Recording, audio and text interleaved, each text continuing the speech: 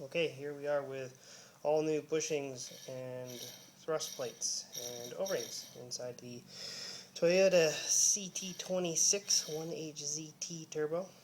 And we're checking the radial play, which is what is measured by wiggling into the shaft. And you can see it still wiggles a lot.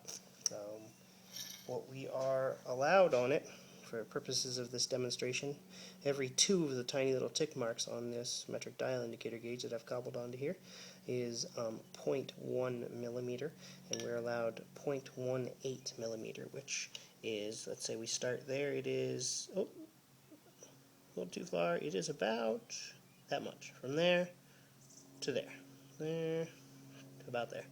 And instead of from there to there, I have from there to there, which is about 5 times as much as I'm supposed to. So let's see, we got, we'll start there, 1, 2, 3, 4, 5, 6, 7, 8, 9, yeah, 0.9 millimeters instead of 0.18. So, that's a bummer, and not knowing that much about turbos, kind of curious how much longer it's going to last. Because I do know that turbos are expensive.